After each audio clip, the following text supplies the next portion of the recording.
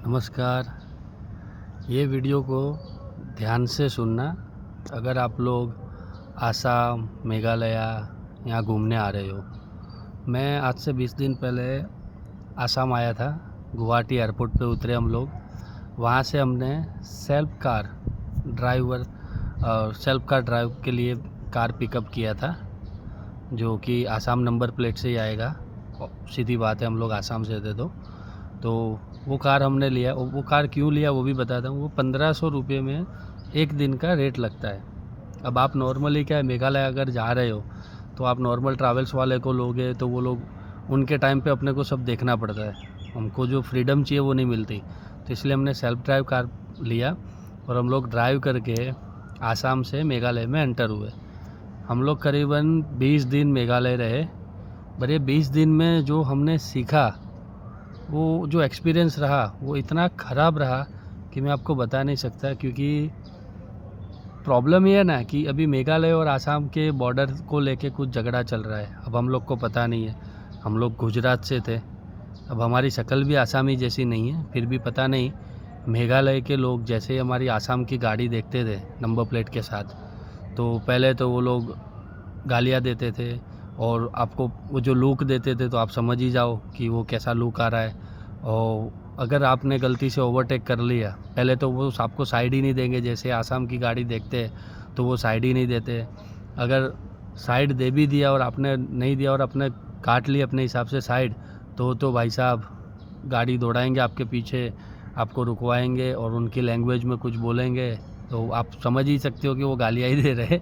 क्योंकि लैंग्वेज तो आप नहीं समझ सकते, बट उनकी शक्ल से और उनकी जो बात करने के तरीका है उससे तो आप समझ ही सकते हो गालियाँ दे रहे हैं। अब आप कुछ नहीं कर सकते, क्या कर सकते हो, भाई सॉरी गलती हो गया।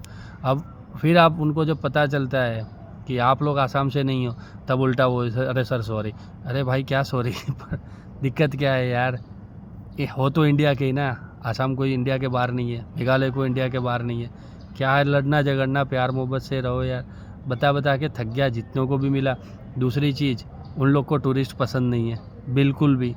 क्योंकि आप अगर सब होटल से लेके गेस्ट हाउस देख लो, अब चेरापूंजी में गेस्ट हाउस का रेट, यानी जो एक मैंने देखा था पोलो फॉरेस्ट करके, अब भाई साहब पोलो फॉरेस्ट का जो रेट है 43,000, 53,000, 60,000। ये भाई क्या लूट मचा रखी है।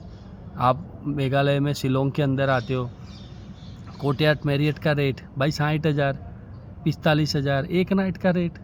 भाई साहब आप नॉर्मल वही रूम 20,000 में दे रहे हो, 20,000 19,000 समझ सकते हैं। कोर्टयार्ड मैरियट हो आप और आप पोलो फॉरेस्ट हो तो आप, बट उन लोग का कैसा है, उनको पता है कि जो 5 स्टार्स प्रॉपर्टी है वो बहुत ही कम है। शिलोंग में भी, चेरापूंजी मेघालय में आपको होटल बहुत कम मिलती है। बाकी हर जगह पे गेस्ट हाउस मिल जाएंगे, बट बेसिक चीज़ें वहाँ पे नहीं मिलती है। जैसे आपको मॉस्किटो तो पूरे गांव के भरे रहते हैं। आप देखोगे जहाँ वहाँ मच्छर इतने मिलेंगे क्योंकि पूरा फॉरेस्ट एरिया है। अब बेड का ठिकाना नहीं रहता, सुबह अगर नहाना है तो पानी का ठिकाना नहीं, लाइट कहीं भी चली जाती है तो वो लाइट आएगी तो उसमें भी ठिकाना नहीं। तो ऐसी काफ़ी सारी चीज़ें हैं जो कि आपको खुद को समझ नहीं आएगी। वो लोग पैसा किस बात का लेते वो भी समझ नहीं आता है। कुछ गेस्ट हाउस में अगर आप ब्रेकफास्ट का बोलते हो तो सिर्फ आपको ब्रेड बटर जाम दे देते हैं, या तो आपको वो मैगी खिला देते हैं, और चाय देंगे तो उसमें भी ठिकाना नहीं रहेगा पूरा, यानी कहने का मतलब है पूरा दूध वाला रहता है चाय। तो मेरा जो ओवरऑल एक्सपीरियंस है पूरा मेघालय और आसाम को लेकर, ऐसा बहुत ही गंदा है। मुझे तो बिल्कुल, एक तो ट्रैफिक 10 किलोमीटर जाना है तो वहाँ पे भी आपको 1-1.5 घंटा तो लग ही जाता है। हर जगह पे कहीं भी जाओ पूरे मेघालय के अंदर ट्रैफिक फुल रहता है। चलो एक बात होती है ना कि अगर सही गेस्ट हाउस नहीं मिला या सही जगह रहने को नहीं मिली तो आप लोग एक बार एडजस्ट भी कर सकते हो। बट अगर लोग ही आपको ऐसी, क्या बोलोगे, नफ़रत भरी नज़रों से देखते हैं तो जो मूड होता है ना वो पूरा चला जाता है। नो डाउट एक पूरा स्वर्ग है मेघालय जो है, वो पूरा पहाड़ों से जुड़ा हुआ। मुझे बहुत मज़ा आया, ग्रीनरी है, जो देखने लायक जो वाटरफॉल्स है, सब कुछ अच्छा है। बट जो लोगों का वहाँ पे जो व्यवहार है भाई साहब, मैंने पूरे इंडिया में कहीं नहीं देखा है। बहुत ही गंदा व्यवहार है। मैं पता नहीं, लोग ऑनलाइन कुछ बोलते भी है कि नहीं भाई फ्रेंडली है मेघालय, ये है, भाई मेरे हिसाब से नहीं है। मैंने तो कहीं भी फ्रेंडली कुछ भी नहीं देखा। क्योंकि अगर आप स्माइल सामने से भी करते हो ना तो वो लोग स्माइल की जगह पे आपको लुक देते, ये वाला, यानी मीन्स के ये लोग जो है आपको बिल्कुल ही लाइक नहीं करते। अब भाई आपका बिजनेस ही हम टूरिस्टों की वजह से चलता है। मोस्टली जो मैं मिला हूँ ना, केरला, गुजरात, मुंबई और एक और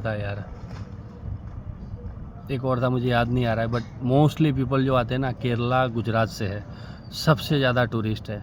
अब भाई एक बात है यार, वो लोग आ रहे हैं आपको बिजनेस दे रहे हैं। अब उनका एक दूसरा भी ये था कि जो मेघालय से जो गाड़ियाँ आती है, यानी कि जो मेघालय की गाड़ियाँ है, तो आप लोग आसाम से लेके क्यों आते हो? अरे भाई जब टूरिस्ट ऑफिस आप देख लो, सबसे ज़्यादा आसाम में ही मिलेंगे। मेघालय में टूरिस्ट ऑफिस गिनने भी जाओगे पूरे मेघालय में, मैंने ट्राई किया था, एक या दो ही है, आपको टूरिस्ट ऑफिस मिलते ही नहीं है। दूसरा, अगर आप गुवाहाटी एयरपोर्ट पे उतरे हो भाई साहब, तो सीधी सी बात है कि आप वहीं से करके जाओगे गाड़ी या जो भी है ट्रैवल्स प्लान का या जो भी कुछ है, आप वहीं से करके जाओगे। मेघालय में मैंने ज़्यादातर टूरिस्ट देखे ना, उसमें 80% गाड़ियाँ जो थी वो आसाम पासिंग की थी। तो मैं समझ सकता हूँ उन लोगों का दर्द कि भाई पब्लिक जो आ रही है वो गाड़ियाँ बाहर से करके आ रही है, तो आपका थोड़ा रोजी रोटी पे इम्पैक्ट पड़ रहा है। बट आप जो है सर्विस चालू करो, टूरिस्ट ऑफिस खोलो, आपकी सरकार को बोलो कुछ और बंदोबस्त करो, काफ़ी सारे हैं। पर उसका ये मतलब नहीं कि जो लोग आ रहे हैं उनसे आप इस तरीके का व्यवहार करो, क्योंकि अगर ये व्यवहार ऐसा ही रहा तो मुझे नहीं लगता है कि टूरिस्ट आएंगे आपके वहाँ पे। और अगर आएंगे भी तो भी रुकेंगे नहीं भाई साहब। हर एक जगह पे मैं पूरे मेघालय में नो डाउट कुछ लोग मिल गए थे हमको कि जो हेल्पफुल थे, स्माइल किए, जो अच्छे से बोले, और वो लोग जो भी थे वो जहाँ हम रुके होटल पे वो लोग थे। तो ऐसा नहीं था कि रोड पे या कहीं टूरिस्ट प्लेस पे हमको लोग मिल गए और वो नहीं भाई साहब। दूसरा, छोटे बच्चे भी यार, गाड़ी जब जाती है, हम लोग एक फीफी वाटरफॉल है वहाँ जब जा रहे थे, तो बच्चे जो रोड पे खड़े थे, तो सीधी बात है यार, हमने बच्चे देख के स्माइल किया।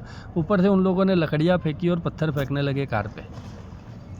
भाई क्या ही बताऊँ, ये मैं खुद इंडियन हूँ, मुझे पता है इंडिया के बारे में ये सब नहीं बोलना चाहिए। कोई ये अपना ही देश का राज्य का एक पार्ट है, अपने ही देश का एक राज्य है, उसका अपने ही देश का पार्ट है। बट भाई जब इस तरीके से ये लोग करेंगे, ये मेरा एक्सपीरियंस है। और आप रेडिक पे चले जाइए, जो साइड है, आप गूगल में जाके आप वहाँ पढ़ लीजिए। रेडिक में काफ़ी सारे टूरिस्ट लोगों ने बताया हुआ ये सेम ही चीज़ कि वो लोग टूरिस्ट को बिल्कुल पसंद नहीं करते। तो मेरी एक ही रिक्वेस्ट है, अगर कोई भी मेघालय का देख रहा है मेरा वीडियो या, तो प्लीज़, मुझे आप लोगों से कोई दिक्कत नहीं है भाई साहब, और मुझे तो कोई इंडियन से दिक्कत नहीं है, मुझे तो हर इंडियन से प्यार है। बट कहने का मतलब है भाई कि थोड़ा बहुत व्यवहार सुधारो अपने लोगों का, क्योंकि एक सीधी बात है यार कि पब्लिक आ रही है तो चल रहा है टूरिस्ट का। अगर आपको नहीं टूरिस्ट पसंद है तो आप अपने देश में बोल दीजिए, टूरिस्ट बंद करवा दीजिए, व्हाटएवर आपको नहीं पसंद है तो। क्योंकि यार हम लोग आ रहे हैं वहाँ पे, तो आपको पता है फ़्लाइट का चार्ज, पेट्रोल का चार्ज, प्लस गेस्ट हाउस और होटल्स का मुंह मांगे दाम लेते वो लोग, क्योंकि अब ऑप्शन नहीं है आपके पास रहने का या सोने का, तो आप क्या करोगे? तो होता है भाई साहब, बहुत कुछ होता है, हमको पता है। बट इतना पैसा खर्च करने के बावजूद अगर आ रहे हैं और अगर किसी साइड से ऐसा रिस्पांस मिलता है तो थोड़ा दर्द होता है, क्योंकि यार है तो इंडिया का ही पार्ट्स। अब अगर थाईलैंड या वियतनाम और कहीं और गए हैं और वहाँ पे ऐसा कुछ होता है तो समझ भी आता है, चलो बाहर वाले हैं यार, आप लोगों तो हमारे इंडियन ही हो ना, तो क्यों ऐसा करते हो भाई? प्लीज़, किसी को बुरा लगे तो माफ़ करना, बट ये मेरा पर्सनल एक्सपीरियंस था जो मैं आपको बता रहा हूँ, ठीक है? और अगर किसी के साथ ऐसा हुआ है तो वो कमेंट कर सकता है, मुझे कोई दिक्कत नहीं है। बट यस, ये मेरे साथ हुआ है, ये फाइनल है। नमस्कार, जय हिंद, जय भारत।